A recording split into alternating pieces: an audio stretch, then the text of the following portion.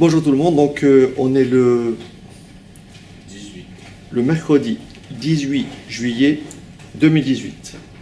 Donc en présence d'un groupe de stagiaires, nouveaux stagiaires QV 2018. Et donc le thème d'aujourd'hui, c'est les probabilités. Donc j'ai eu l'occasion de faire ce qu'on appelle un brouillon, on va dire, un brouillon. Et donc là on va essayer de structurer le cours, mais de simplement se limiter à l'essentiel. D'accord ? Alors bien entendu, n'hésitez pas à intervenir si vous avez des questions ici ou là. D'accord ? Alors donc probabilité, il y a d'abord une première étape, c'est d'abord le vocabulaire. Vocabulaire des probabilités. Donc je vais écrire vocabulaire. Donc là je vais titrer probabilité, d'accord ? Probabilité et un vocabulaire. Ok. Alors le premier terme clé, le premier mot clé, c'est une épreuve. Épreuve aléatoire. Donc le mot épreuve aléatoire. Épreuve aléatoire. Alors, une épreuve aléatoire est une épreuve dont l'issue n'est pas connue par avance. Quand vous avez une épreuve, vous ne savez pas quel va être le résultat. Exemple d'épreuve aléatoire. Le lancer d'un dé. Le lancer d'un dé. Pourquoi le lancer d'un dé est une épreuve aléatoire? Lorsque vous lancez un dé, vous ne savez pas si vous allez avoir comme résultat le 1, le 2, le 3, le 4, le 5 ou le 6. Ce qui rend, d'où le mot, l'appellation épreuve aléatoire. Donc c'est une épreuve dont on ne connaît pas l'issue par avance. Okay ? Donc premier mot-clé, épreuve aléatoire. Lorsque vous avez une épreuve aléatoire, à chaque épreuve aléatoire, vous avez un certain nombre de résultats possibles. Et l'ensemble des résultats possibles d'une épreuve aléatoire s'appelle l'univers. Donc l'univers, et je vais utiliser la lettre oméga. L'univers. Oméga, c'est quoi? C'est l'ensemble des résultats possibles. C'est l'ensemble des résultats possibles.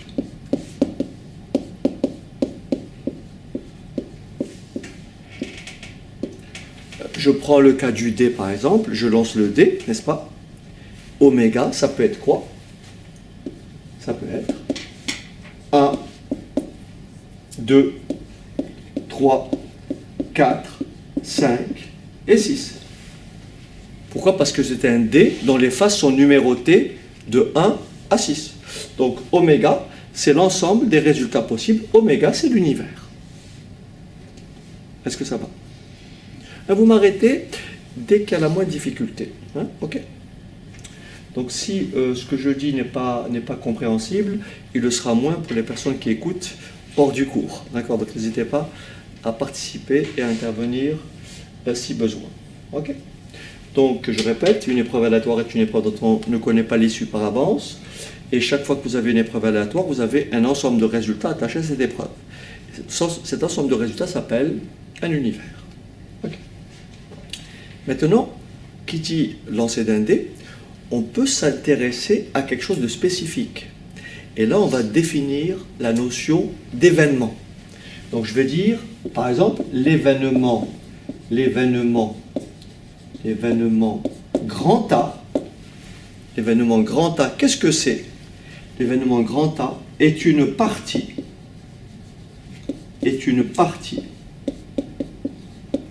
de oméga. Autrement dit, un événement, l'ensemble des valeurs de A doivent être prises là-dedans. Donc le référentiel, c'est toujours, bien sûr, l'univers que j'appelle oméga. Alors, exemple dans le cas du dé. je vais définir l'événement A, comme étant obtenir un résultat pair. Obtenir un résultat pair. Obtenir un résultat pair. Ça veut dire que grand A serait égal à quoi? Serait composé de quel élément? 2, 4 et 6. Est-ce que ça va? Vous voyez bien que grand A, n'est-ce pas? Grand A est bien une partie de oméga. Ça veut dire concrètement que tous les éléments de A sont dans oméga. D'accord? Donc en fait, si je fais un petit diagramme qu'on appelle un diagramme de veine, donc je fais ici, là je représente oméga. D'accord? Là, je vais représenter l'événement A.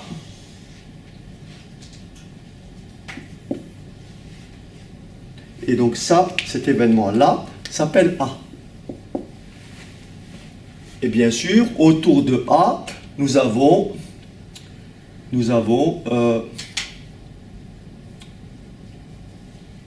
3, 1,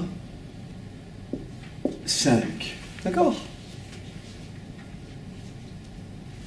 1, 2, 3, 4, 5, 6, c'est oméga. Ça va? Tout ça, c'est oméga.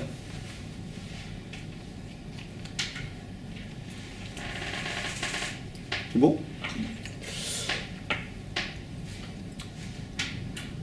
Ici, vous avez l'événement A. Tout ce qui n'est pas A est appelé le contraire de A. Tout ce qui n'est pas pair est comment? Impair. Donc à chaque événement, on peut associer l'événement contraire.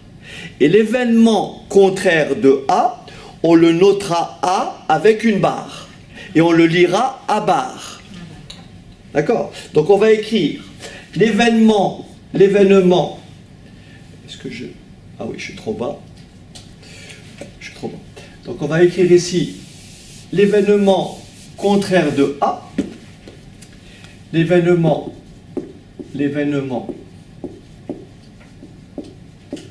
contraire de A est noté non A ou tout simplement A barre. Donc A avec une barre au-dessus. Ça se lit A barre. Et bien entendu, comme l'événement A, on ne le voit peut-être pas, rappelez-vous l'événement A, c'est l'ensemble des résultats pairs, donc c'est 2, 4, 6. Et nécessairement, l'événement contraire de A, ça va être quoi? 1, 3 et 5. Est-ce que ça va? Donc A barre.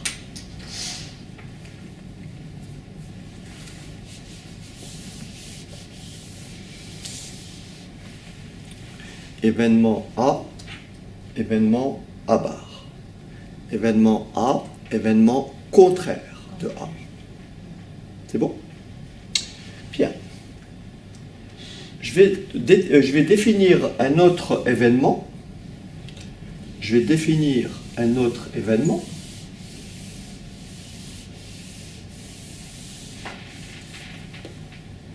Je vais définir l'événement B. Alors donc j'écris A. A c'est 2, 4, 6. Je vais définir l'événement B comme étant un multiple de 3. L'événement B, obtenir un multiple de 3. Quels sont les multiples de 3 lorsque vous lancez un dé? Ça peut être quoi? 3. Soit le 3. 1. Ah non, 1 n'est pas un multiple de 3. 1 est un diviseur de 3. Ah, d'accord. 6. 6. Les multiples de 3, c'est 3 fois 1, 3 fois 2, 3 fois 3, 3 fois 4, etc. Donc c'est 3 et 6. On s'arrête à 6 parce que oméga, c'est 1, 2, 3, 4, 5, 6. Est-ce que c'est bon? Donc ici, les multiples de 3, l'événement B, c'est celui-ci.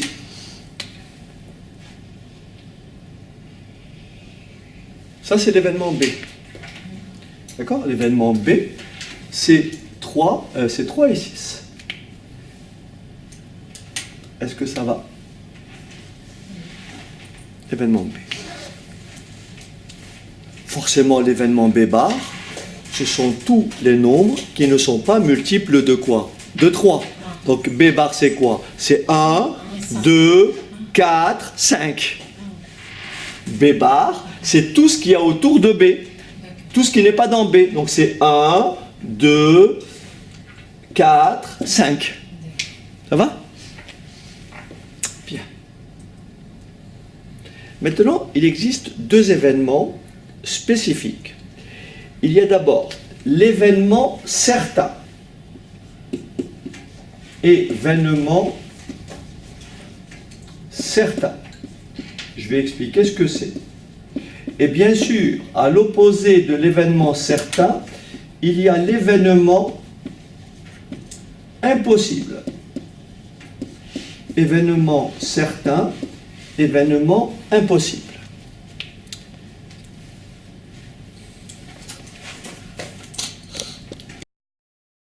Je vais maintenant faire une phrase pour vous dire comment on débouche sur l'événement certain. Vous allez comprendre ce que ça veut dire événement certain. Je vous dis, je lance un dé et je définis l'événement C, hein, je l'appelle C, ou je l'appelle l'événement, C. Et l'événement C, c'est obtenir, d'accord? Obtenir un résultat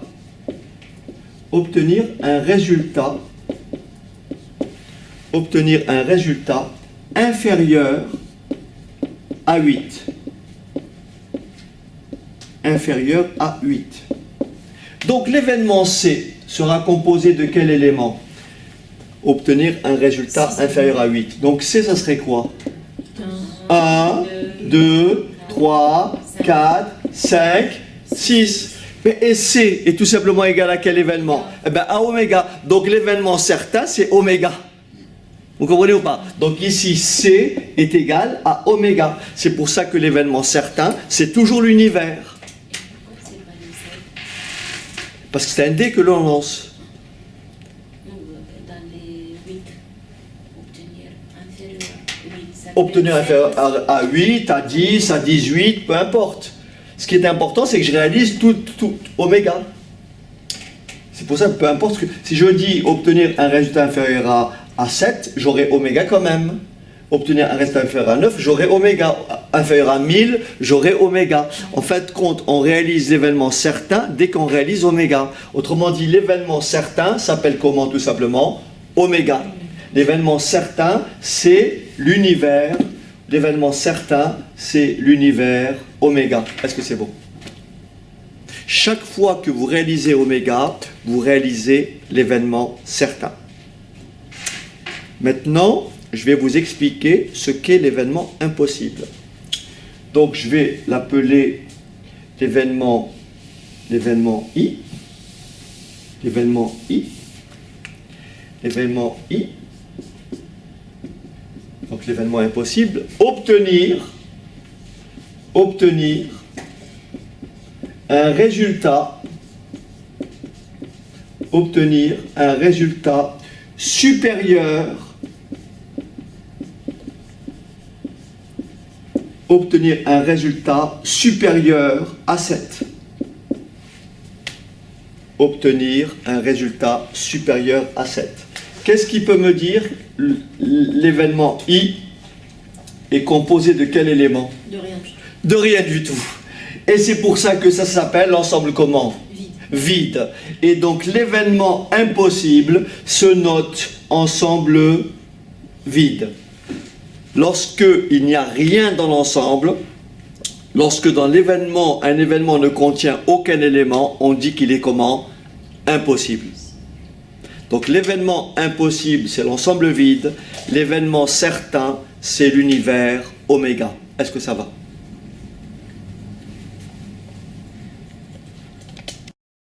Maintenant, on va définir deux opérations sur l'univers oméga. Donc on va écrire opération. Donc, opération.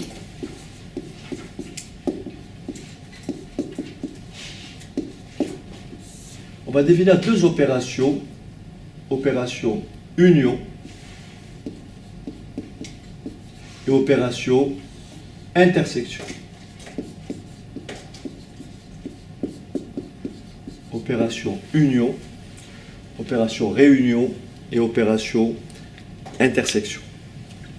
Donc là, ça vous rappelle le signe, le U, ça vous rappelle union. Alors, je vais reprendre les événements précédents. Je vais reprendre l'événement A. L'événement A, c'est obtenir un résultat pair. L'événement B, c'est obtenir un multiple de 3. Je vais définir l'événement C, obtenir les diviseurs de 3. Quels sont les nombres qui divisent 3? 1 et 3. Est-ce que c'est bon? Les diviseurs de 3. Les nombres qui divisent 3, c'est 1 et 3. D'accord? D'accord? 3 divisé par 1, ça fait 3. Et 3 divisé par 3, ça fait 1. D'accord? On ne peut pas diviser 3 par un nombre plus grand parce que ça nous fera un reste. C'est pas possible. D'accord? Donc ici, les diviseurs de 3 sont 1 et 3. Bien. Je vais définir la première opération. Si on vous demande de calculer A union B, ça veut dire quoi A union B? Ça veut dire obtenir, regardez bien, ça veut dire obtenir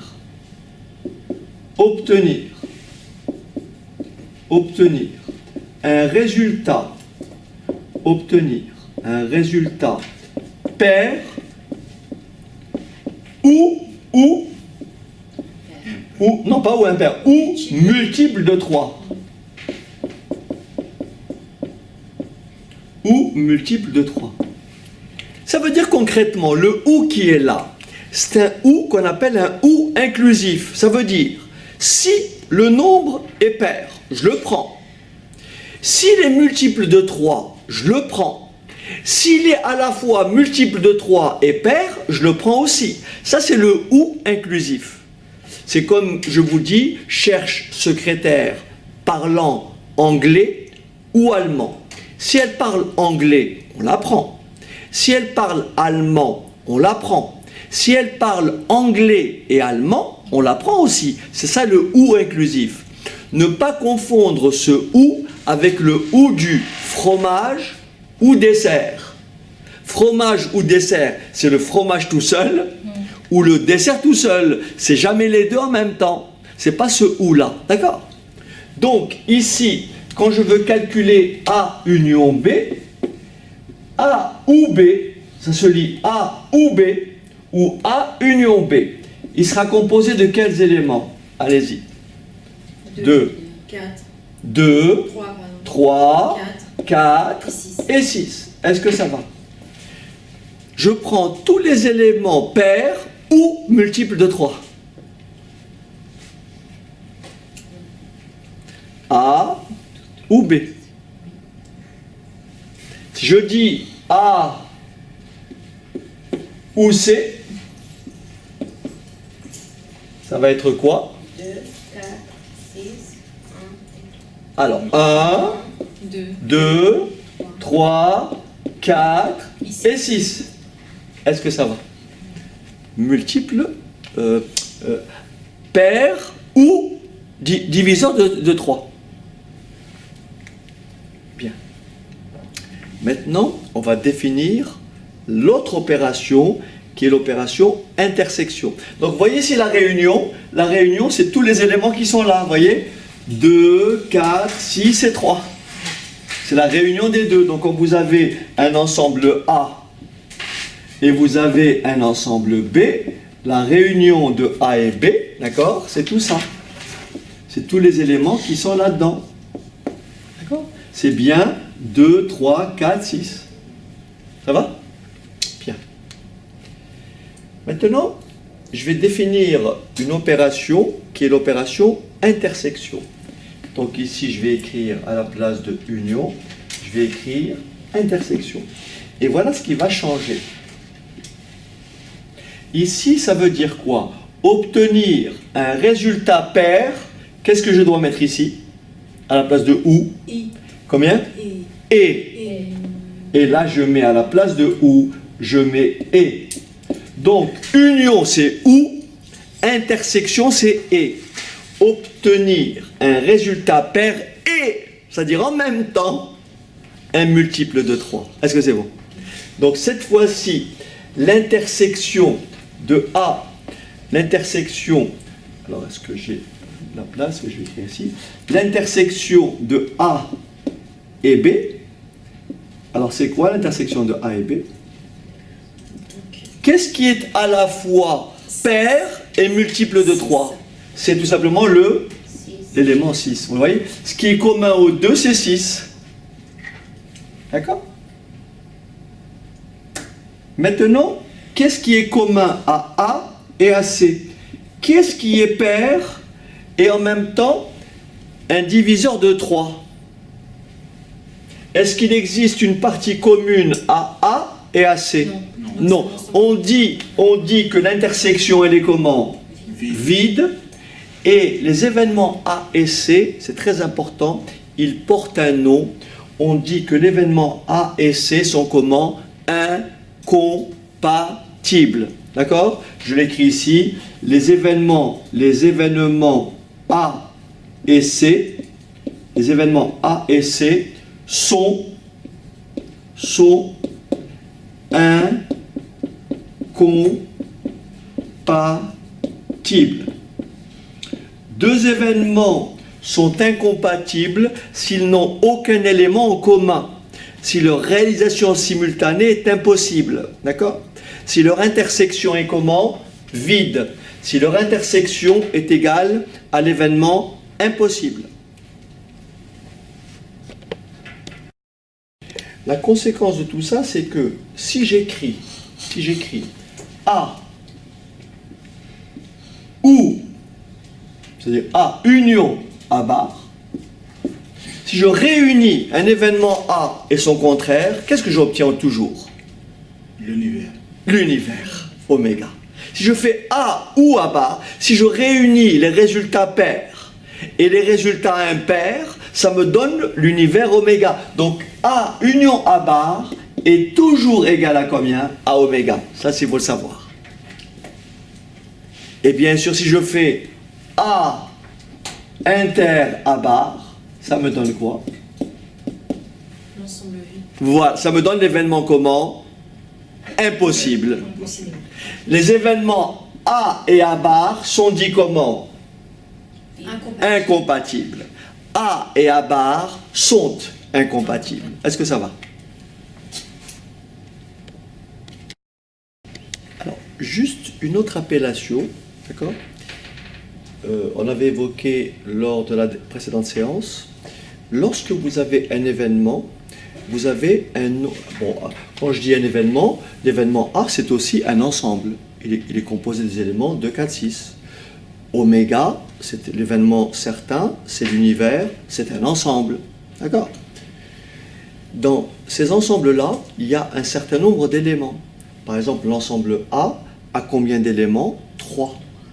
L'ensemble B, l'événement B, 2. L'événement C, 2 éléments. L'événement A ou B, 4. L'événement A ou C, 5. Au lieu de dire le nombre d'éléments de A, de B, on va utiliser l'appellation cardinale de A. Et l'abréviation cardinale d'un événement, cardinale d'un ensemble, c'est le nombre d'éléments de cet ensemble. Donc ici, à A, je peux associer tout simplement quoi? Cardinal de A. Et je vais écrire par exemple cardinal de A, donc card de A égale à combien? 3. Je vais écrire cardinal de C égale à combien? 2. Cardinal de oméga, dans le cas du D, c'est 6. Ok? Cardinal de A inter C, est-ce que vous êtes d'accord que c'est combien? 0. Le cardinal, c'est un nombre. l'événement A inter C est un événement impossible, c'est l'ensemble vide, mais le cardinal de l'ensemble vide, c'est toujours combien? 0. Le cardinal de oméga, c'est toujours le nombre d'éléments au total. Donc ici, 6. Est-ce que c'est bon? Donc on a bien compris la notion de cardinal de oméga. Vous êtes d'accord que le cardinal de A plus le cardinal de A bar, ça sera toujours égal au cardinal de oméga. C'est bon?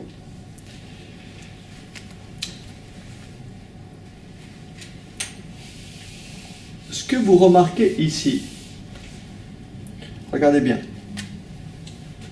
le cardinal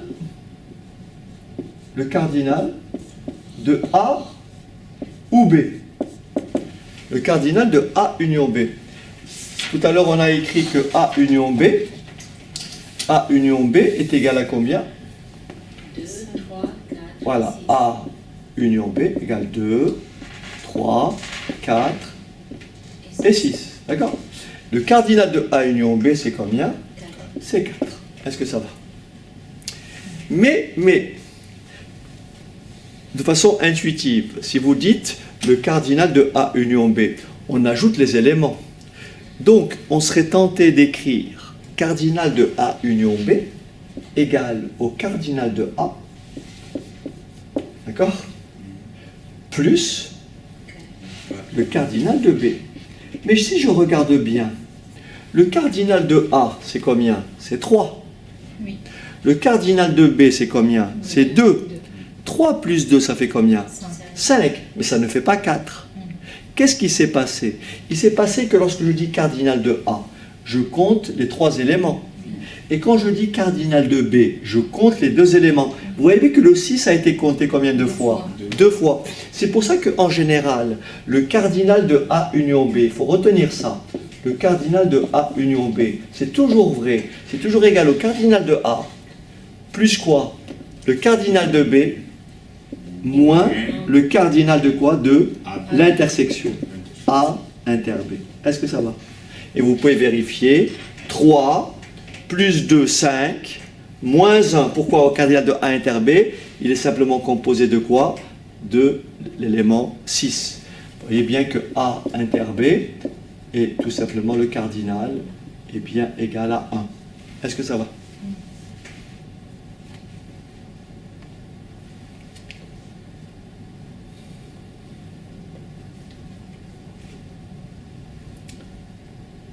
Donc cette formule-là est toujours vraie.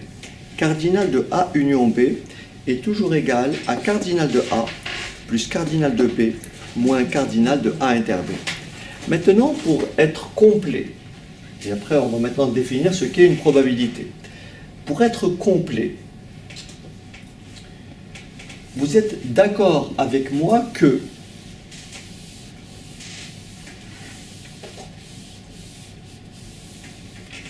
si je calcule A union C, ça fait bien 1, 2, 3, 4, 6. Vous êtes d'accord?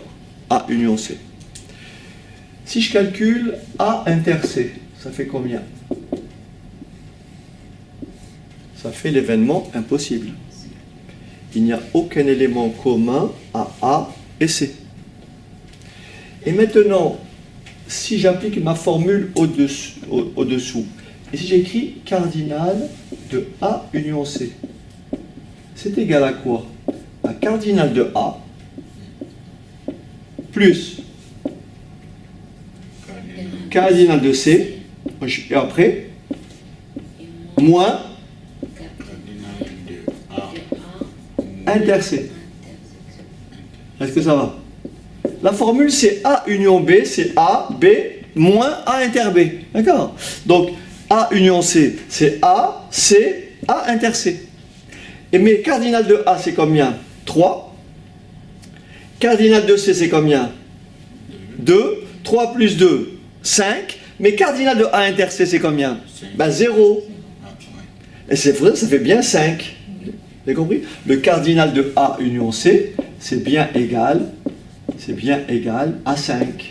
Et c'est bien égal au cardinal de A plus le cardinal de quoi? De C. Et je ne mets pas l'autre parce que ça fait combien? 0. Ok? Et maintenant, je vais tout résumer. Vous me dites si je peux effacer. En fait, de façon générale, on peut dire ceci. Si A et B sont incompatibles, d'accord? S'il n'y a aucun élément commun à A et B, alors,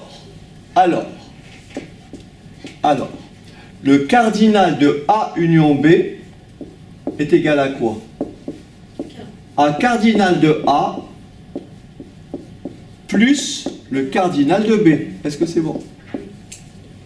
Si vous avez oméga qui est comme ça, et si là vous avez 2, 4, 6, et si là vous avez pour B vous avez 1 et 5, tout le monde a compris que le cardinal de A union B, c'est 5. Pourquoi? C'est cardinal de A plus cardinal de B, mais il n'y a pas d'intersection. Donc si les événements sont incompatibles, c'est tout simplement cardinal de A plus cardinal de B. Est-ce que c'est bon? Si A et B, s'il n'y a pas de partie commune. Maintenant, si A et B sont quelconques, dans tous les autres cas, quel que soit A et B, d'accord? Quel que soit A et B, le cardinal de A union B est égal à quoi? Au cardinal de A plus cardinal de B moins le cardinal de quoi? A inter B. Et si A et B sont incompatibles, ça disparaît. Et ça vous donne la formule au-dessus. Voyez? Si A et B sont incompatibles, ça ferait combien? 0. Et ça vous donne la formule au-dessus. Voyez? Vous avez écrit B deux fois. Oui, pardon. Merci. Donc ici, cardinal de A. Okay. Donc cette formule-là, elle englobe les deux. Parce que si A et B sont incompatibles, ça fera 0. C'est bon? Bien, je vais prendre maintenant une situation qui dit ceci. Admettons qu'on ait une classe donc de 23. On a une classe de 30 élèves, d'accord? On a une classe donc de 30 élèves. On a une classe de 30 élèves. D'accord? On va dire 20 élèves étudient l'anglais.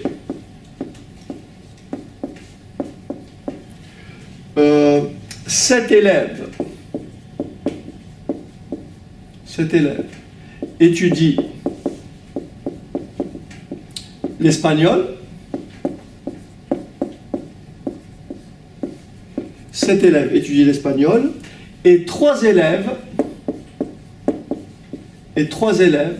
étudient les deux langues. Et 3 élèves étudient les deux langues.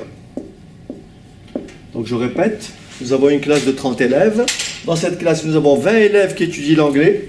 Nous avons 7 élèves qui étudient l'espagnol et 3 élèves qui étudient les deux langues. Question. Combien d'élèves n'étudient aucune langue? Question. Combien d'élèves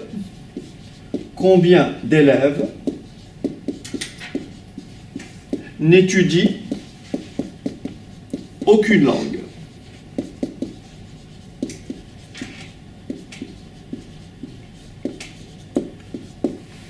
Je vous laisse 3 minutes. Alors ce genre d'exercice qui a priori peut poser certaines difficultés de lecture peut être résolu très simplement grâce à un diagramme de Venn. Alors voilà ce que vous allez faire. Vous allez prendre votre univers, donc la classe. Donc ça c'est la classe. Et la classe c'est mes 30 élèves. Vous êtes d'accord? Ça c'est l'univers oméga. Dans cette classe, il y a des anglophones, A, ceux qui étudient l'anglais, et il y a ceux qui étudient l'espagnol. Est-ce que vous êtes d'accord? Oui. Je reprends les éléments qui sont là. On vous dit la seule valeur que je peux poser directement, d'après vous, quelle valeur je peux renseigner dans ce champ? Quel nombre je peux mettre? Le 3. Lequel? Le 3. Pourquoi le 3? Parce qu'il est tout. Très bien.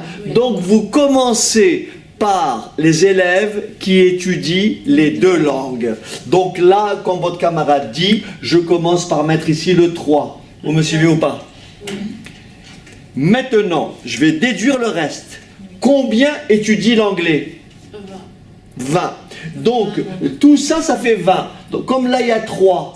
Donc là, il y en a 17 qui n'étudient que l'anglais tout seul. Vous comprenez ou pas? Là, il y en a 3 qui étudient l'espagnol. Mais au total, il y a combien d'hispanisants? 7. Donc, il en reste combien qui étudient que l'espagnol? 4. Et donc, tout ce qui reste, c'est ce qui étudie aucune langue. Donc, je compte 17 et 3, ça fait 20. 20 et 4, ça fait 24. Pour faire 30, il y a 6 qui n'étudient ni l'espagnol, ni l'anglais. Il y a 6. Ceux qui sont là ne sont ni là, ni là. Donc, ils n'étudient aucune langue. Est-ce que c'est bon? On a même vu ça la fois dernière. Bon, c'est pas grave. Là, j'ai présenté le tableau comme ça. J'aurais pu le présenter différemment. J'aurais pu utiliser un tableau comme ceci. Regardez bien, je le fais ici. Donc là, j'ai ici les Anglais, d'accord? Et là, j'ai espagnol. Donc là, j'ai anglais, et le A bar, ça veut dire qui n'étudie pas l'anglais, oui ou non? Et là, espagnol, et qui n'étudie pas l'espagnol. Est-ce que c'est bon? Donc là, je sais que j'ai combien? J'ai 3 qui étudient les deux langues. Je sais, bien sûr, je vais prolonger mon tableau, parce qu'ici, il faut faire les totaux, n'est-ce pas? Je vais prolonger mon tableau, et je vais faire les totaux, voilà. Donc là, j'ai le total. Et là, j'ai le total. Je sais que les anglophones sont au nombre de combien? De 20, oui ou non? Les hispanisants sont au nombre de combien? De 7. Est-ce que vous avez compris que je peux compléter mon tableau? Donc là, ça me donne quoi? 17. Là, ça me donne combien? 4. Là, si j'ai 30 élèves, j'en ai forcément combien? 10 qui n'étudient pas l'anglais. Si j'ai 7 élèves qui étudient l'espagnol, ça veut dire que j'en ai combien? 23 qui n'étudient pas l'espagnol. 7 plus 23, ça fait 30.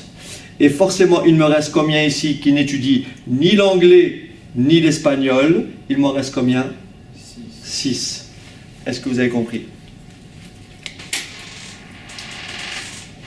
Ça va? Oui. Oui, c'est de la méthode.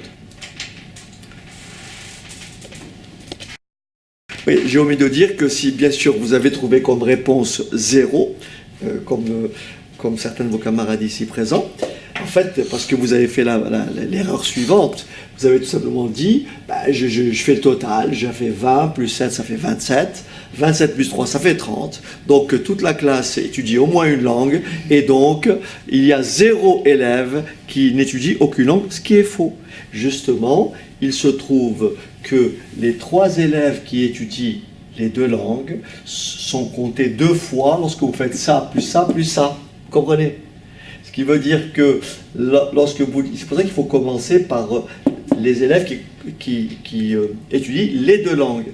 Donc il en reste 17 pour l'anglais seul, 4 pour l'espagnol seul. Donc le total des élèves qui étudient au moins une langue, c'est 24. Et donc il en existe 6 qui n'étudient aucune langue. Maintenant, avant de poursuivre, j'aimerais maintenant que vous intégrez les choses suivantes. Donc là, je vais me baser sur ce tableau. Je vais l'écrire ici. Je vais refaire le tableau ici.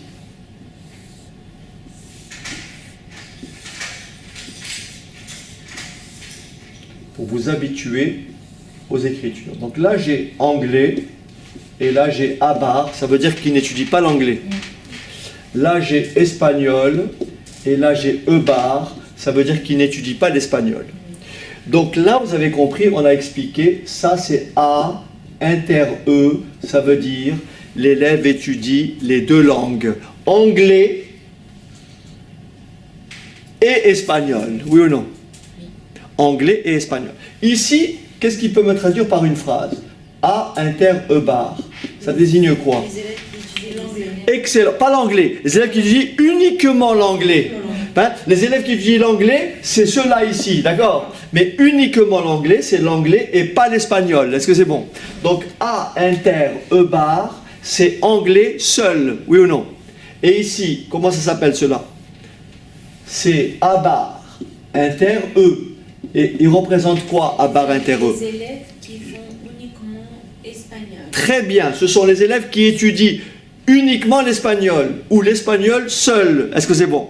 Et cela, c'est quoi? C'est les élèves qui étudient uniquement le russe. Uniquement le russe. Ces élèves qui étudient aucune langue, ni anglais, ni espagnol. Est-ce que ça va? Oui. C'est bon? Alors, un dernier point, si je vous dis combien d'élèves étudient au moins une langue? Combien d'élèves étudient au moins une langue? C'est, du coup, c'est 4. Au moins une langue. Pour vous, ça ne fait pas 24? Au moins une langue, ça veut dire quoi? L'anglais tout seul, l'espagnol tout seul ou les deux? Donc au moins une langue, c'est bien ça, plus ça, plus ça. Donc c'est exactement ça. Au moins une langue, ça se traduit par, je l'écris au tableau, au moins une langue, ça se traduit par cardinal de A ou E, oui ou non? Anglais ou espagnol. Et c'est quoi cardinal de A ou E? C'est cardinal de A plus cardinal de E, n'est-ce pas? Moins cardinal de quoi? A inter E. Ceux qui étudient l'anglais, il y en a combien qui étudient l'anglais dans le texte? On a dit combien? 20, n'est-ce pas? Ceux qui étudient l'espagnol, on a dit combien? 7. Et combien étudient les deux langues? 3. Et vous avez compris, 20 plus 7, 27. 27 moins 3, ça me fait bien 24. Vous comprenez? Au moins une langue, c'est anglais ou espagnol. Oui. Donc c'est les élèves qui étudient l'anglais, plus les élèves qui étudient l'espagnol, moins les élèves qui étudient quoi? Les deux langues. Parce que la valeur 3, on l'a comptée 2 fois, on l'a comptée dans A et dans E. C'est ce que j'ai dit tout à l'heure. Est-ce que c'est bon?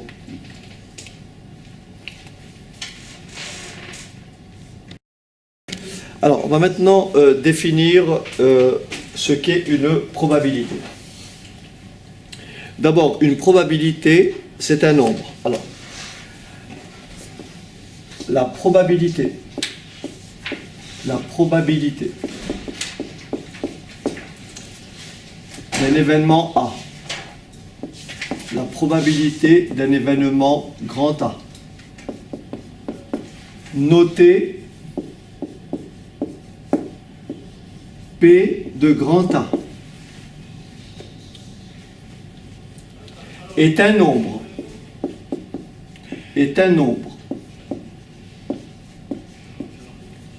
compris entre 0 et 1. C'est-à-dire que P de A est plus grand ou égal à 0 et plus petit ou égal à 1. Donc la première chose à savoir, c'est qu'une probabilité, c'est un nombre. un nombre qui sera jamais négatif. Et c'est un nombre qui ne dépassera jamais 1. Alors, est tel que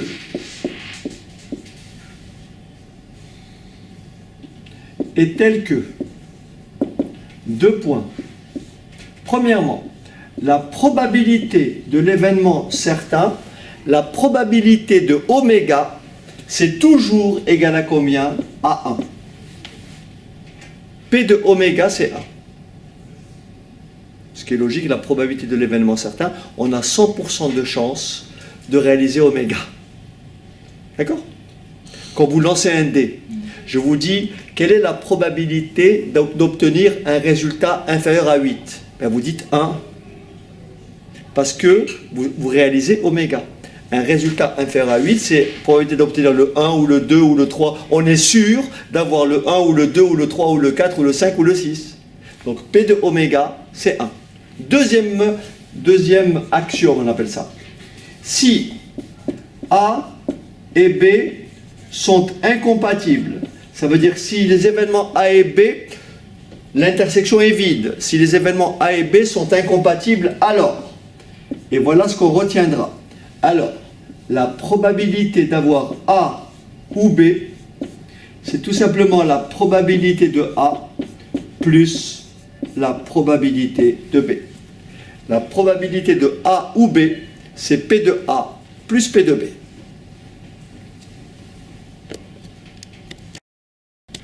Je vais écrire ici conséquence.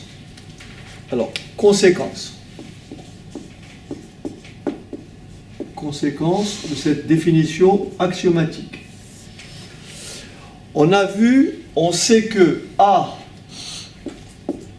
union A bar est égal à combien? Oméga. À oméga. Quand vous réunissez un événement et son contraire, vous obtenez l'événement certain. Est-ce que vous êtes d'accord que A et A bar sont incompatibles? A et A bar, il n'y a pas d'élément commun. Par conséquent, je peux appliquer cette formule-là. Donc à quoi est égal P de A? Nous avons bien P de A union A bar est égal à quoi? À P de oméga. Puisque A union A bar égale oméga, la probabilité de A union A bar, c'est égal à la probabilité de oméga. Est-ce que c'est bon? Et là, qu'est-ce que je vais écrire? La probabilité de A union A bar, c'est la probabilité de A plus la probabilité de A bar, qui est égale à combien? À 1. Donc la probabilité d'avoir un résultat pair plus la probabilité d'avoir un résultat impair, c'est toujours 1. Et donc, la probabilité de A bar, c'est quoi? C'est 1 moins la probabilité de A. Et je vais vous donner un exemple d'application.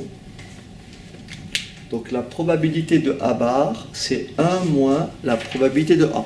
Ou bien la probabilité de A, c'est 1 moins la probabilité de A bar. Ok? Alors, un exemple, si je vous dis, j'ai une urne. J'ai une urne qui contient des boules rouges, n'est-ce pas? Qui contient des boules rouges et des boules blanches. Je vous dis, je prélève une boule au hasard. Je prélève une boule. Et si je vous dis que la probabilité que la boule soit rouge est de 0,7, qu'est-ce que vous allez déduire? La probabilité que la boule soit comment? Blanche, c'est tout simplement 1 moins la probabilité qu'elle soit rouge. Parce que rouge et blanc sont des événements contraires. Si la boule n'est pas rouge, elle est blanche. Par conséquent, la probabilité que la boule soit blanche, c'est 1 moins 0,7. Ça fait donc combien? 0,3. Est-ce que c'est clair? Voilà l'intérêt d'un événement et de son contraire. Donc si la probabilité que la boule soit rouge, soit rouge, est de 0,7, la probabilité qu'elle soit blanche, elle est de 0,3. Est-ce que c'est clair? Si je vous dis, je lance une pièce de monnaie qui n'est pas équilibrée. Je lance une pièce de monnaie qui n'est pas équilibrée. Et si je vous dis la probabilité d'avoir face est égale à 0,4, qu'est-ce que vous déduisez? La probabilité d'avoir pile, c'est 1 moins 0,4, c'est-à-dire combien? 0,6. Parce que pile et face sont des événements contraires. D'accord? Alors, on va maintenant essayer de donner la formule, d'expliquer comment on fait pour calculer une probabilité. Alors pour ça, je vais m'appuyer sur l'exemple du dé. Et après, on va généraliser le résultat. D'accord? Admettons que je lance un dé. Je lance un dé et je veux trouver la probabilité d'obtenir, par exemple, un résultat pair. Je répète, je lance un dé et je veux calculer la probabilité d'obtenir un résultat pair. Vous savez, bien sûr, sans avoir fait de probabilité, que si vous raisonnez intuitivement, vous dites si le dé est équilibré, j'aurai autant de chances, puisqu'il y a autant de résultats pairs que de résultats impairs. Donc forcément la réponse, c'est la probabilité d'avoir un résultat pair, c'est 0,5. Puisque c'est 50-50. D'accord? Maintenant, ça, si le dé est équilibré, on va expliquer pourquoi, si le dé est équilibré, pourquoi la probabilité d'avoir un résultat pair est égale à combien? À 0,5. On va expliquer ça. Regarde. Je lance un dé. L'univers oméga, c'est 1, 2, 3, 4, 5, 6. D'accord. Donc oméga, c'est 1, 2, 3, 4, 5, 6. Vous êtes d'accord que 1, 2, 3, 4, 5, 6, c'est l'univers oméga. Oui? Oui. Vous êtes d'accord que si je fais 1, union 2, union 3, je ne mets pas tous, et union 6, vous êtes d'accord que ça fait oméga? Hein? Je prends chaque élément, on appelle ça des événements élémentaires. Je réunis le premier, union le second, union le troisième, union le sixième, j'obtiens oméga entier. Vous êtes d'accord avec moi que la probabilité d'avoir tout ça est égale à la probabilité de oméga. C'est-à-dire la probabilité d'avoir quoi? Le 1, union, le 2, union, je ne les mets pas tous, le 6, ça me fait P de oméga. Tout à l'heure, on a dit que P de oméga est toujours égal à combien? À 1. P de oméga, c'est la probabilité de l'événement certain, c'est 1. Donc là, c'est 1. Est-ce que vous êtes d'accord que 1 et 2 sont des événements incompatibles? Il n'y a pas d'élément commun entre ces deux. Donc tous les événements élémentaires sont tous incompatibles 2 à 2. Vous êtes d'accord? Donc qu'est-ce que je peux écrire? Je peux écrire que la probabilité du 1 plus la probabilité du 2, vous me suivez ou pas? Oui.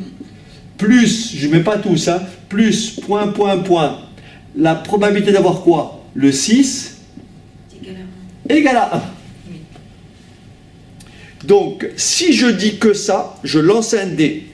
La seule chose que je peux écrire, c'est que P de 1 plus P de 2 plus P de 4 plus P de 5 plus P de 6, c'est 1. Maintenant, si je dis le dé, je suppose que si le dé est équilibré, si le dé est équilibré, c'est-à-dire,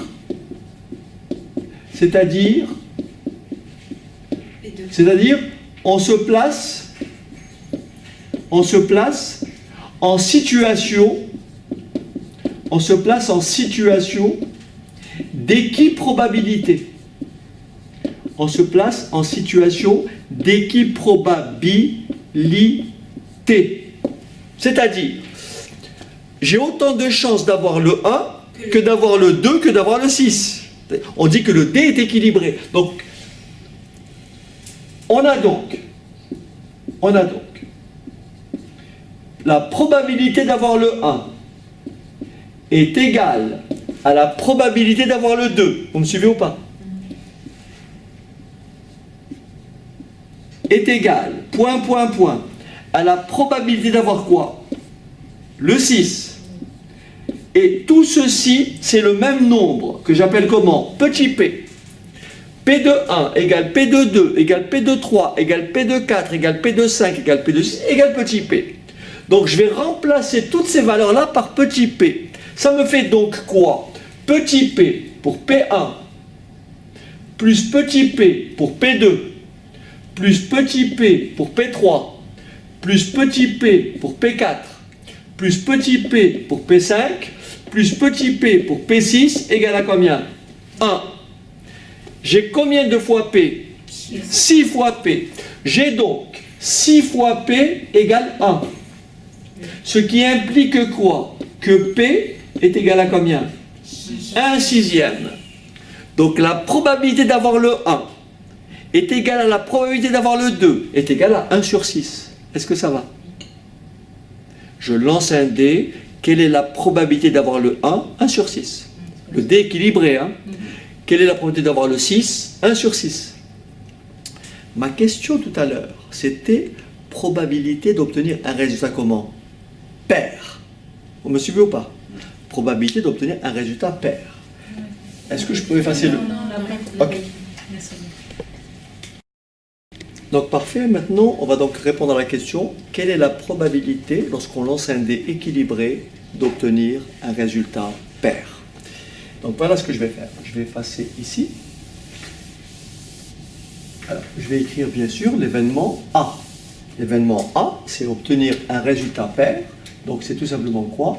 L'événement A, c'est 1, c'est 2, 4, 6. Est-ce que c'est bon? Donc tout le monde a compris que la probabilité de A, c'est quoi?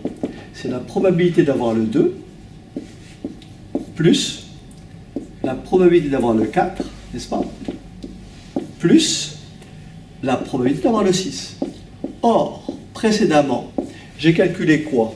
La probabilité d'avoir le 2, le 3, le 4, le 5, le 6, c'est toujours combien? 1 sixième. Donc par conséquent, la probabilité de A, c'est 1 sixième, plus 1 sixième, plus 1 sixième. Ça va? 1 sixième pour avoir le 2, probabilité de 1 sixième pour avoir le 4, plus probabilité de 1 sixième pour avoir le 6. J'additionne 1 sixième plus 1 sixième plus 1 sixième, ça me donne bien la probabilité de A est égale à 3 sixièmes. Est-ce que ça va? Puisqu'il y a le même dénominateur. Et 1 plus 1 plus 1, ça fait 3 sur 6. Et là maintenant, regardez bien. Que représente le 3? Que représente le 6? Est-ce que vous êtes d'accord que le 6 représente le cardinal de oméga? Le nombre d'éléments de oméga. Et le 3 représente quoi? Le cardinal de quoi? De A. 3. Par conséquent, et maintenant je vous donne la formule, la probabilité d'un événement A, c'est quoi? C'est le cardinal de A, c'est le nombre d'éléments contenus dans A, d'accord? Divisé par quoi? Par le cardinal de oméga, le nombre de résultats comment? Possibles.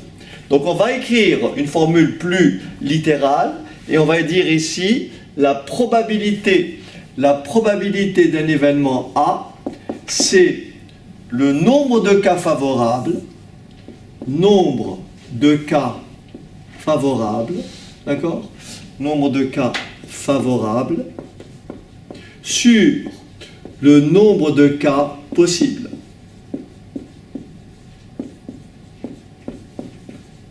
Est-ce que ça va? Nombre de cas favorables sur le nombre de cas possibles. Je répète, la probabilité de l'événement A, c'est le nombre de cas favorables sur le nombre de cas possibles. Alors, si on reprend l'exemple de tout à l'heure, l'exemple de la classe de 30 élèves, rappelez-vous, donc on avait dit qu'il y a une classe de 30 élèves. Je vais mettre un peu plus loin. Donc ici, nous avons les élèves qui étudient l'anglais, ceux qui n'étudient pas l'anglais. Dans la classe, nous avons des élèves qui étudient l'espagnol et ceux qui n'étudient pas l'espagnol. Je crois qu'on avait dit il y a au total 20 élèves. Ici, il y en a 3. Il y en avait 17. Et là, espagnol, je ne me rappelle pas combien. 4. 7. C'est ça? 7, 4. 4. Ici, on a dit 10, 30. Là, 23. Et là, 6. C'est bon? Oui. Voilà. Donc là, nous avons les totaux. Voilà. Donc nous avons la répartition suivante. D'accord? Et on va répondre aux questions suivantes. On désigne une personne au hasard. On désigne une personne au hasard. Quelle est la probabilité pour que cette personne étudie l'anglais? Donc j'écris probabilité pour que cette personne étudie l'anglais, ça s'écrit probabilité de A. Est-ce qu'on est d'accord? Quelle est la probabilité de A? C'est le nombre d'élèves étudiant l'anglais, sont combien? 20 sur le nombre d'élèves au total. Ça veut dire une probabilité de 2 sur 3. La probabilité que l'élève étudie l'anglais est 2 tiers. Ça va? Et forcément, si la probabilité que l'élève étudie l'anglais est 2 tiers, la probabilité qu'il n'étudie pas l'anglais, c'est forcément combien? 1 tiers. Pourquoi 1 tiers? 1 moins 2 tiers. Ou alors 10 sur 30. C'est bon ou pas? Vous comprenez ce que je dis? 2 tiers. 1 moins 2 tiers, ça fait 3 tiers. Moins 2 tiers, ça fait 1 tiers. C'est l'événement contraire, oui ou non? Quelle est la probabilité que l'élève étudie l'espagnol?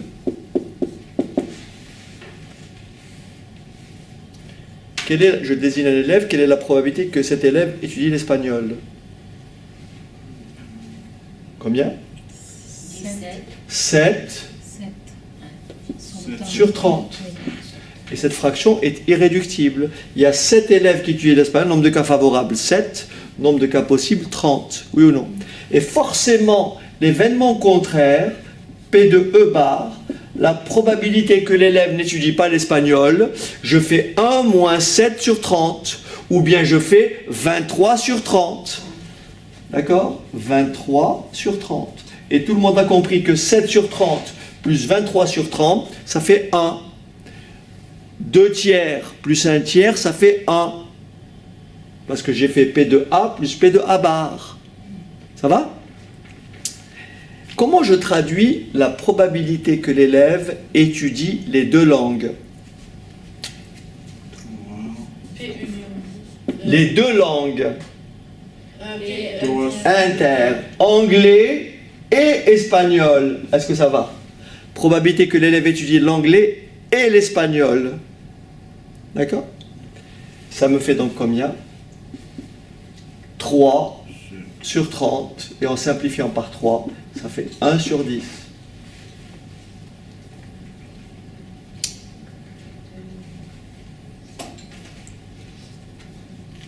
D'accord? C'est-à-dire, c'est le PA plus... Ah non, Non. non. Ça, c'est les 2 en même temps. C'est anglais et espagnol. Ils sont là. Il y en a 3. Et c'est 3. Et sur 30. Sur le total, sur le cardinal. Oui, c'est le nombre de cas favorables. Cardinal de A inter E, 3. Sur le cardinal de oméga, 30. D'accord? Maintenant, et c'est là où je veux en venir, probabilité que l'élève étudie au moins une langue. Au moins une langue. Si vous permettez, Un instant, s'il vous plaît. Je vais donc écrire ici au moins une langue. D'abord, comment je traduis probabilité d'abord que l'élève étudie au moins une langue? Je l'écris comment? C'est P de quoi? P de A, union, pas plus, union, E. C'est-à-dire probabilité que l'élève étudie l'anglais ou l'espagnol. Vous avez compris? Probabilité que l'élève étudie l'anglais ou l'espagnol. Si je regarde bien, si je fais probabilité de A plus probabilité de E, vous me suivez? Ça veut dire je fais 20 sur 30 plus 7 sur 30, ça fait 27 sur 30. Mais si je fais ça, je commets une erreur, laquelle? Parce que le 3 qui est là, je vais le compter 2 fois. Donc la probabilité de A ou E, probabilité que l'élève étudie au moins une langue, c'est la probabilité qu'il étudie l'anglais, plus la probabilité qu'il étudie l'espagnol, moins la probabilité qu'il étudie quoi? Les deux langues. Est-ce que c'est bon? C'est exactement comme tout à l'heure. Rappelez-vous, le cardinal de A union B. C'est quoi le cardinal de A union B? C'est le cardinal de A plus le cardinal de B moins le cardinal de quoi? De A inter B. Parce que l'intersection, on peut la compter 2 fois. Et vous avez compris, si je divise chacune de ces valeurs-là par cardinal de oméga, cardinal de oméga, cardinal de oméga, j'obtiens un résultat très important qui dit la probabilité de A union B, ça c'est la probabilité de A union B, est égale à la probabilité de A plus la probabilité de B moins la probabilité de quoi? De A inter B. Donc dans notre exemple, P de A c'est 20 sur 30. P de E c'est 7 sur 30.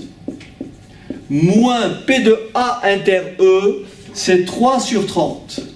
Résultat, ça fait 27 moins 3, ça fait 24 sur 30.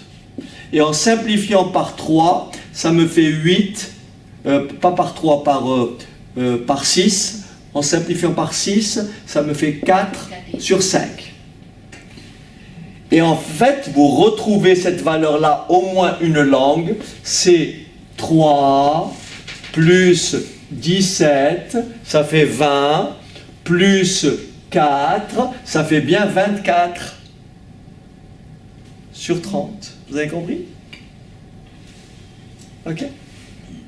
Donc je retiendrai la chose suivante, je l'écris tout en haut, je retiendrai la chose suivante, la probabilité de A union B, la probabilité de A union B est toujours égale à la probabilité de A plus la probabilité de B moins la probabilité de A inter B.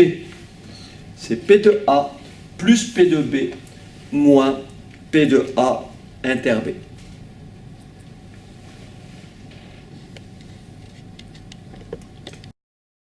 Alors, juste une remarque, pourquoi cette formule-là est toujours vraie? Parce que si l'événement A et B sont incompatibles, si l'intersection est vide, ben ça disparaît.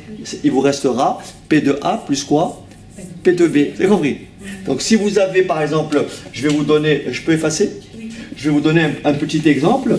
Admettons que j'ai une cible, d'accord? On tire sur une cible, d'accord? Et la cible, elle est comme ça. Regardez bien. La cible, elle est comme ça. Alors.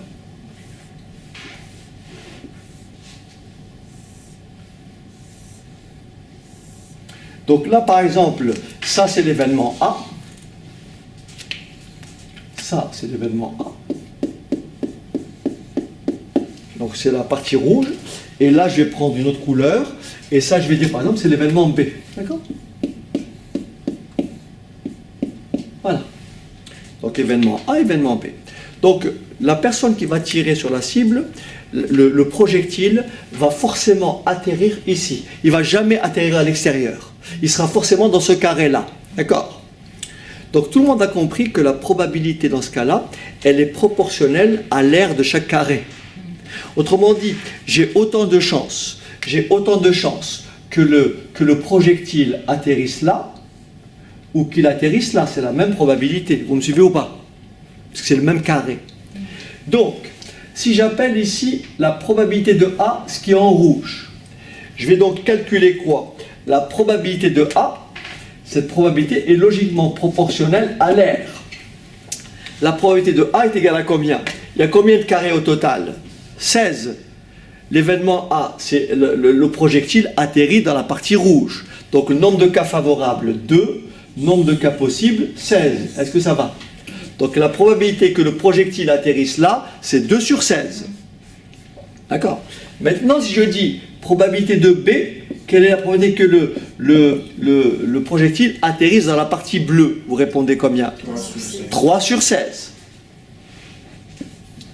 Maintenant, si je dis quelle est la probabilité que le projectile atterrisse au moins dans la partie coloriée? Ça s'écrit comment, au moins la partie coloriée? C'est la probabilité qu'il atterrisse dans la partie bleue ou rouge ou la partie bleue. D'accord?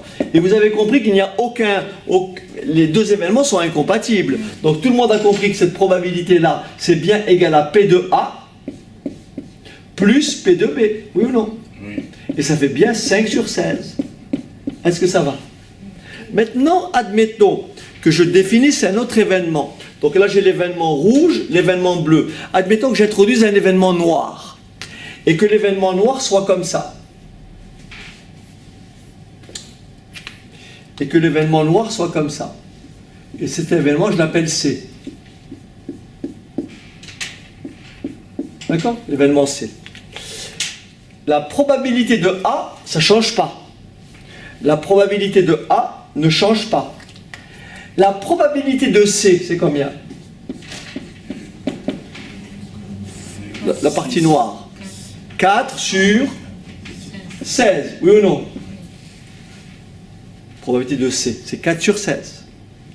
Maintenant, je dis, quelle est la probabilité que le projectile atteigne la partie rouge ou noire?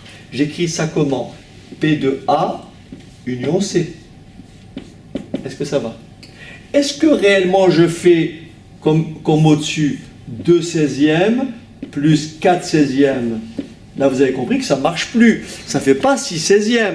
Il y a combien de carreaux au total ici? Combien vous comptez de carreaux au total? 5. Parce que celui-ci, vous l'avez compté combien de fois?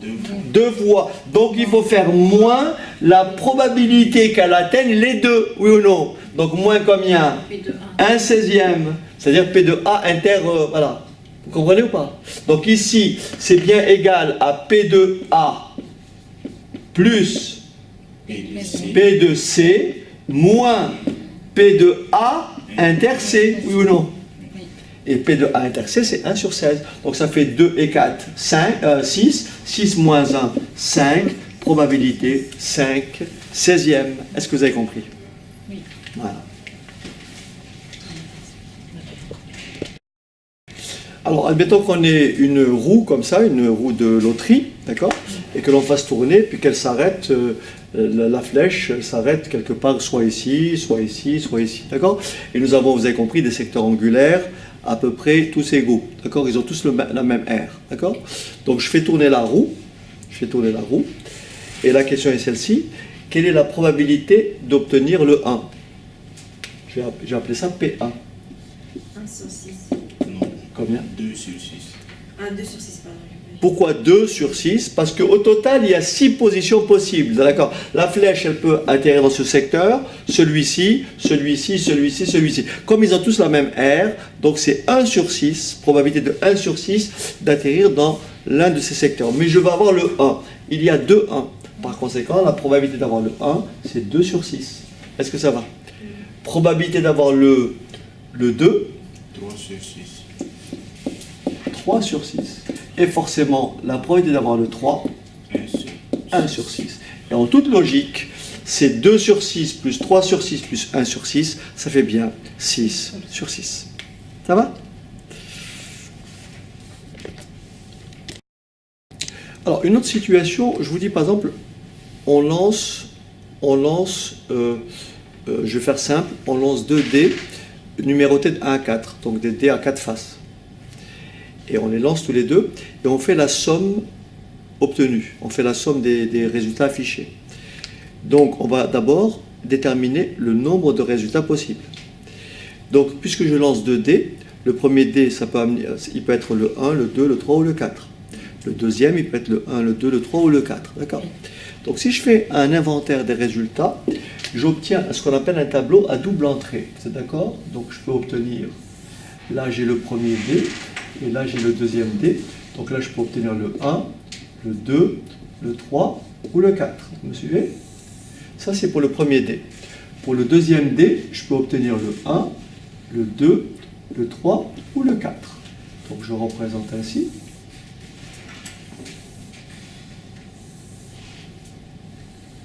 D'accord? Voilà.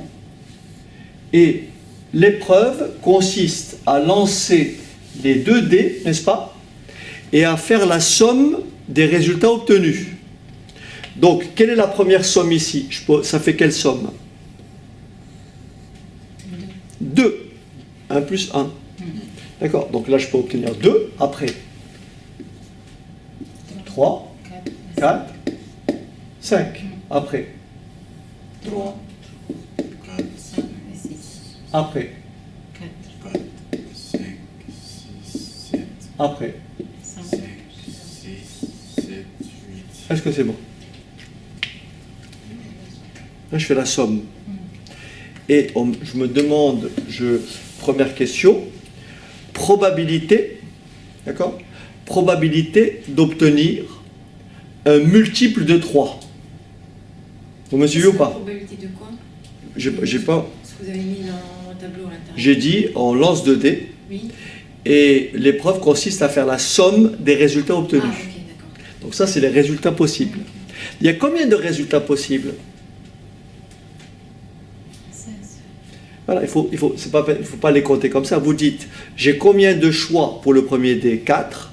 Et combien pour le deuxième dé? 4. 4 fois 4, 16. D'accord? Il y a 16 résultats possibles. Et on me demande la probabilité d'amener quoi? Un résultat comment? De trouver un résultat comment? Pair. Est-ce que ça va? Probabilité que le résultat soit pair. Le dénominateur, c'est combien? C'est 16. Pas pair, multiple de 3. Pardon, multiple de 3, d'accord? Multiple de 3. Résultat, multiple de 3. Hein? Probabilité d'avoir un multiple de 3. D'accord? Probabilité d'avoir un multiple de 3. D'accord? Il y a combien de multiples de 3? Est-ce que 3 est un multiple de 3? Ben oui. 3 fois 1, 3. Il y a 3 après. Il y a encore 3. Oui? Il y a 6. Oui? Il y a 6. Il y a 6. Ça fait combien de résultats possibles? 1, 2, 3, 4, 5, 5. Probabilité d'avoir un multiple de 3, 5 sur 16. D'accord?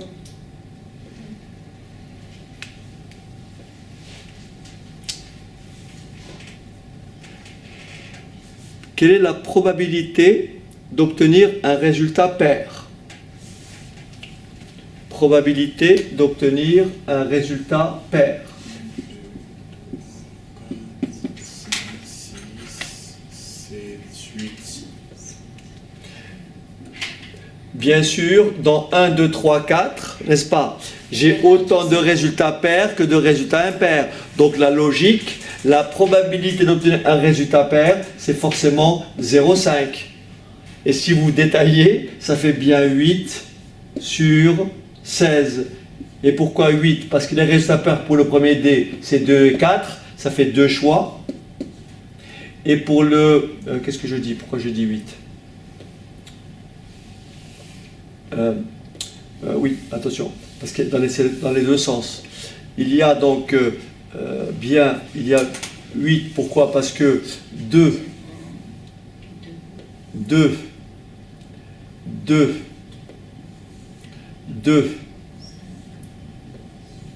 et 2. D'accord?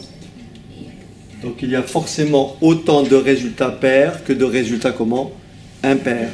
Par conséquent, la probabilité que la somme soit paire, c'est bien sûr 8 sur 16. Vous comprenez? Puisqu'on peut avoir 2, 2, on peut avoir 2, 2, on peut avoir 2, 4, mais on peut avoir 4, 2, d'accord? Donc vous avez 2 fois 2, mais il faut multiplier ça par 2, ça fait 8. Parce qu'on peut avoir dans l'autre sens. Ok? Tout le monde a compris? Alors, admettons que je lance 3 fois de suite une pièce de monnaie équilibrée. C'est-à-dire, j'ai autant de chances d'avoir pile que d'avoir face. Autrement dit, la probabilité d'avoir pile plus la probabilité d'avoir face égale à 1. Comme les deux probabilités sont égales, P plus P, ça fait 1. Donc 2P égale 1, donc petit p égale à 1 sur 2. D'accord? Je la lance 3 fois. Et admettons qu'on me demande calculer la probabilité d'avoir 3 fois face. Quelle est la probabilité d'avoir 2 fois pile, etc. Voilà comment je vais m'y prendre. Il y a plusieurs façons. Je vais d'abord introduire la notion d'arbre pondéré. Regardez bien. Je lance ma pièce de monnaie une première fois. D'accord? Donc, je la lance une première fois. Soit j'obtiens face, soit j'obtiens pile. Vous me suivez? Je la lance une deuxième fois. Soit j'obtiens face, soit j'obtiens pile. Donc si j'ai obtenu pile au premier, je peux obtenir quoi au second? Face ou pile. Vous me suivez jusque-là? Là, c'est mon premier lancer, là, c'est mon deuxième. J'en effectue 3. Donc mon troisième lancer peut générer soit un face, soit pile. Là, j'ai pile, je peux avoir soit face, soit pile. Là, j'ai face, je peux avoir soit face, soit pile. Et enfin, je peux avoir soit face, soit pile. Donc là, quand je lis mon résultat, ici, qu'est-ce que j'ai obtenu à la fin? J'ai obtenu ici face, face, face. D'accord? J'ai obtenu 3 fois face. Là, j'ai obtenu face, face et pile. Là, j'ai obtenu face, pile et face. Ensuite, face, pile et pile. Ensuite, pile, face, face. Pile, face, pile. Enfin, pile, pile, face et pile, pile, pile. Ma question était la suivante. D'abord, quelle est la probabilité d'obtenir 3 fois face? Alors, première chose, première démarche. Regardez bien, première démarche.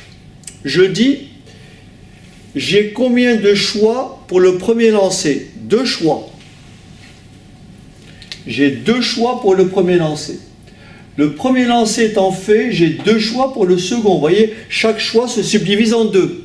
Et combien pour le troisième? Encore 2 choix. Ça me fait au total combien de résultats possibles? Vous êtes d'accord? 2, 4, 6, 8. 2 fois 2 fois 2. Oui ou non? Donc il y a le cardinal de oméga, c'est combien? C'est 8. Moi, je veux calculer la probabilité d'avoir combien de faces? Je l'écris ici. Probabilité d'avoir quoi? 3 faces. C'est-à-dire face, face, face. Est-ce que vous me suivez? J'ai combien de résultats qui me donnent face, face, face? Un seul. Donc ça fait 1 sur 8. Oui ou non? Maintenant, je vous pose la question. Quelle est la probabilité d'obtenir 3 piles? 1 sur 8, oui ou non? Attention, quelle est la probabilité d'obtenir, attention, je l'écris comme ça, 2 faces. 2 faces.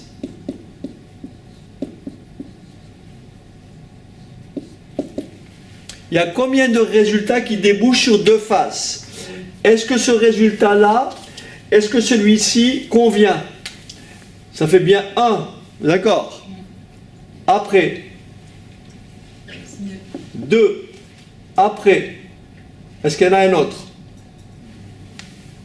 Oui. Il est là. Est-ce qu'il y en a un autre? C'est bon. C'est tout. Et ça fait donc combien? 3 sur 8. Est-ce que ça va? Maintenant, je vais vous montrer un calcul fait autrement. J'ai lancé ma pièce de monnaie. Elle est équilibrée. Ça veut dire que la probabilité d'avoir face est de 1,5. 0,5. La probabilité d'avoir pile est de combien? 1,5. Vous me suivez ou pas? Et là, ça fait encore combien? C'est la même pièce. C'est toujours la même pièce, n'est-ce pas? C'est toujours la même pièce puisqu'elle est équilibrée. J'ai 1,5 à chaque fois. Est-ce que ça va?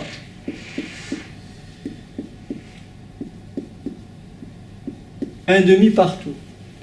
Maintenant, je vous explique. Lorsque vous avez un arbre pondéré, voilà ce qu'il faut retenir. Lorsque vous avez un arbre pondéré, c'est-à-dire un arbre dans lequel, sur chaque branche, vous avez une probabilité. Et vous voulez calculer, par exemple, cette probabilité-là. Regardez bien. Vous voulez calculer cette probabilité-là. Et bien, pour trouver cette probabilité-là, vous faites le produit de toutes les probabilités sur le chemin. Pour aller, en partant de là, pour arriver là, qu'est-ce que vous faites? Regardez ce que vous faites. Vous faites ça et vous faites ça. Et bien, le résultat, ça va être quoi? Ça va être 1,5 que multiplie 1,5, pas plus, c'est multiplier 1,5 fois 1,5 que multiplier encore combien? 1,5. Et vous retrouvez bien aussi combien? 1,5 fois 1,5 fois 1,5, ça fait bien 1/8. Et vous retrouvez le 1/8 qui est là. 1,5 fois 1,5 fois 1,5, ça fait 1/8. Maintenant, si je vous calcule la probabilité d'avoir combien de faces? 2 faces. Je vais d'abord calculer celui-ci. On a trouvé combien ici? 1/8. C'est logique. Puisque c'est 1,5 fois 1,5 fois 1,5, ça fait 1/8. Et pour celui-ci, ça fait combien encore? 1/8. Et pour celui-ci, ça fait combien? 1/8. Avoir 2 faces, c'est 1/8 plus 1/8 plus 1/8, ça fait combien? 3/8. Est-ce que c'est bon? D'accord? Alors, si vous m'accordez encore... vous voulez prendre ça? Et je vais continuer. Alors, on va prendre un premier exemple. Admettons qu'on prenne un certain article tiré d'un échantillon, d'accord? Et l'article peut présenter 2 types de défauts, le défaut A ou le défaut B, d'accord? Et cette situation-là, elle est matérialisée par l'arbre que je vais indiquer au tableau. Donc ça veut dire quoi? Ça veut dire que l'arbre, il sera comme ça. J'ai l'article, soit il a le défaut A, soit il n'a pas le défaut A, d'accord? Il a le défaut A, il n'a pas le défaut A. L'article, il a le défaut A, il peut aussi avoir le défaut B, ou ne pas avoir le défaut B, d'accord? Et l'article, il peut avoir le défaut B, ou ne pas avoir le défaut B. Et l'arbre, je l'indique ainsi. Là, je mets par exemple 0,08. Et là, je mets 0,1. D'accord? Et là, je mets 0,3. D'accord? Vous êtes d'accord que je peux compléter cet arbre? Quelle valeur je mets ici? 0,02. Non, tu fais mal le calcul. 0,08. Tu fais mal le calcul. Moi je dirais 0,92. Ah, non, c'est le... Et oui, parce que la somme des probabilités sur chacune c'est toujours 1. Ah oui, c'est vrai. Ça plus ça fait 1. Donc si c'est là, c'est 8%. Oui. Là, c'est 92%. Donc ici, c'est 0,92. Vous me suivez ou pas? Puisque 0,92 plus 0,08, ça fait 1. Donc là, j'ai 0,1. Là, j'aurai forcément combien? 0,9. Zéro. C'est bon? Et là, j'ai 0,3. Là, j'aurai combien? 0,7. 0,7. Vous avez compris? Donc la question que je vous pose maintenant, donc A, c'est avoir le défaut A. Et B, c'est avoir le défaut B. Question. Quelle est la probabilité que l'article ait le défaut A et le défaut B? C'est-à-dire, quelle est la probabilité que l'article ait les deux défauts? Vous me suivez ou pas? Probabilité qu'il ait les deux défauts. D'abord, comment je traduis les deux défauts? Les deux défauts s'écrit probabilité d'avoir le défaut A Inter. et, très bien, le défaut B. Est-ce que c'est bon? La probabilité que l'article ait le défaut A et le défaut B se lit ici. Est-ce que ça va? Pour trouver cette valeur-là, je fais le produit des probabilités sur le chemin. Donc la probabilité de A inter B, si je regarde mon arbre, ça fera combien? 0,08 que multiplie combien? 0, combien? 1. Et ça fait combien? 0,008. Est-ce que c'est clair? Ça, c'est la probabilité que l'article ait les deux défauts. C'est cette probabilité-là que multiplie cette probabilité-là. Est-ce que ça va? Multiplier, on fait. Multiplier. Multiplier. Maintenant, je vous pose la question. Quelle est la probabilité que l'article n'ait aucun défaut? Comment j'écris? Aucun défaut. J'écris P de quoi? A bar, inter, B bar. Où je me place pour aucun défaut? Je me place ici. Est-ce que ça va? Donc, aucun défaut, c'est quoi? C'est la probabilité de A bar, inter, B bar. Oui ou non? Et comment je gagne cette probabilité-là? Je fais quoi? 0,92 que multiplie combien? 0,7. Si vous pouvez mettre Pardon, c'est la... aucun défaut. Aucun défaut. Pour trouver cette probabilité-là, je fais le produit des probabilités sur le chemin. Il y a- C'est ça la règle. Et le B bar, il y a 0,9 en haut. Non, Ah non, mais je veux les deux défauts. Les deux défauts, c'est ici. Pour arriver là, je fais ça que multiplie ça. Est-ce que c'est bon? Vous comprenez? Probabilité que l'article ait les deux défauts, qu'il n'ait aucun défaut, c'est P2, c'est cette valeur-là, que multiplie cette valeur-là. Je fais le produit des probabilités. Alors, quand vous regardez l'arbre qui est là, quand vous regardez cet arbre, vous êtes d'accord que la probabilité que l'article ait le défaut A est de 0,08. Vous me suivez? La probabilité que l'article n'ait pas le défaut A est de 0,92. La question maintenant que je vous pose, et je vais m'arrêter là, quelle est d'après vous la probabilité que l'article ait le défaut B? Comment je calcule la probabilité que l'article ait le défaut B? Juste, monsieur, juste avant ça. Bien sûr. Quand on fait le résultat de 0,92 fois 0,7. Ça fait combien, oui? 0,644, on arrondit à chaque fois. Non, non, donne-moi la valeur. 0,6. Attendez. 0,644. Voilà, 0,6. 600, voilà, il faut donner la valeur exacte. Oui, là, il n'y a pas de problème puisqu'il y a une suite décimale, donc vous donnez la valeur. Maintenant, ma question pour finir, comment je fais pour trouver, ça c'est très important, comment je fais pour trouver la probabilité que l'article présente le défaut B? Et ça, je vais vous l'expliquer si vous permettez, à moins que vous ayez une réponse. Qu'est-ce que ça veut dire avoir le défaut B? Écoutez-moi bien. Est-ce que vous avez compris que avoir le défaut B, c'est avoir le défaut B et le défaut A, ou ne pas avoir le défaut A et avoir le défaut B? Oui, je répète. Avoir le défaut B, c'est avoir le défaut A et le défaut B, ou avoir le défaut B et pas le défaut A. Donc si je mets des croix je mets des croix pour avoir le défaut B. Est-ce que là j'ai le défaut B? Non. Bah si. Oui. Bah oui, j'ai le B. Oui. A et B. J'ai dit probabilité que l'article ait le défaut B. Est-ce que là il a le défaut B? Oui, parce qu'il y a ici, il y a bien P de A inter B. J'ai bien le défaut B. Ici, est-ce que j'ai le défaut B? Non. Non, parce qu'il y a B bar. Ici, est-ce que j'ai le défaut B? Oui. Donc ça s'écrit comment? P de combien? A bar inter B. Oui ou non? Est-ce que là j'ai le défaut B? Non. Donc si je veux calculer la probabilité d'avoir le défaut B, il faut bien que vous me disiez si vous avez compris. Pour arriver à B, je peux arriver à B de deux façons. Soit par ce chemin-là, ou par ce chemin-là. Oui ou non? Donc la probabilité d'avoir le défaut B, c'est combien? C'est 0,08 que multiplie combien? 0,1 pour arriver là. Plus, parce que c'est où? Donc plus quoi? 0,92 que multiplie combien? 0,3. Est-ce que ça va? Pour arriver ici, il faut faire ça fois ça. Pour arriver ici, il faut faire ça fois ça. Mais arriver là ou là, c'est avoir le défaut B. Donc je fais la somme des deux.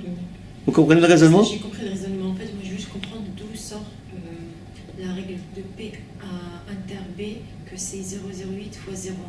C'est ce que j'ai expliqué précédemment. Quand tu as un arbre de probabilité, quand tu te places ici, tu fais toujours le produit des probabilités sur le chemin pour y arriver. C'est ça la règle. C'est la règle. Voilà. Et c'est P de A inter B, ça c'est la règle aussi que voilà, c'est le produit. Quand tu as un arbre, tu veux calculer cette probabilité-là, celle-ci. Oui. Eh ben, tu fais ça fois ça. D'accord. Tu veux calculer cette probabilité-là, ben, tu fais ça fois ça. C'est clair? Et ça donne, voilà, par exemple. Ça donne la probabilité qui est là. Voilà. Voilà. Donc ici, tu calcules. L'intersection des. Après, si tu veux calculer cette probabilité-là, tu fais P de, pour trouver P de A bar inter B bar, tu fais 0,92. Oui, ça j'ai compris. Voilà, ben c'est tout. Alors pour trouver P de B, pour trouver B, pour avoir l'événement B, je l'écris ici. L'événement B, c'est quoi? C'est avoir le défaut A et le défaut B, ou ne pas avoir le défaut A et avoir le défaut B. Voilà l'événement B. Donc c'est P de celui-ci plus P de celui-ci. Donc c'est cette valeur-là plus cette valeur-là. Mais cette valeur-là, encore une fois, c'est ça fois ça. Et cette valeur-là, c'est ça fois ça. Et combien ça fait au final? Pour ceux qui l'ont calculé.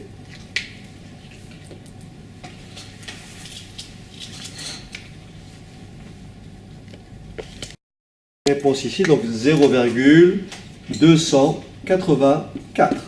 Autrement dit, la probabilité que l'article présente le défaut B est égale à 0,284. Ainsi s'achève donc la séance sur l'essentiel en probabilité. Bien entendu, ce n'est qu'une partie de ce qui nous attend, donc, mais pour les notions de base, c'est ce qu'il fallait savoir. Alors après, on abordera tout ce qui est événements indépendants. Donc ici, comme on le voit, l'événement B, A et B ne sont pas indépendants, puisque ici, pour que deux événements soient indépendants, très rapidement, il faut que la probabilité de B, sachant que j'ai A, soit la même. C'est-à-dire que là j'ai 0,1, là j'ai 0,1. Et là j'ai 0,3. Ça veut dire qu'il n'y a pas indépendance. Tout dépend de ce que j'ai avant. Voyez? Donc si la probabilité qui est là et la probabilité qui est là n'est pas la même, alors les événements ne sont pas indépendants. Mais ça, c'est un prochain cours. D'accord? Voilà. Je vous dis donc bon week-end, puisque on est vendredi, on est mercredi. Attention, on est mercredi, je confonds, c'est parce que c'est moi qui vais aller en week-end. Donc on est mercredi, rappelez-moi le 18. Non, aujourd'hui, on est mercredi 18 juillet 2018, et on se retrouve lundi, je ne sais pas quand, lundi 20, ou 21 ou 22. Allez, tenez bon.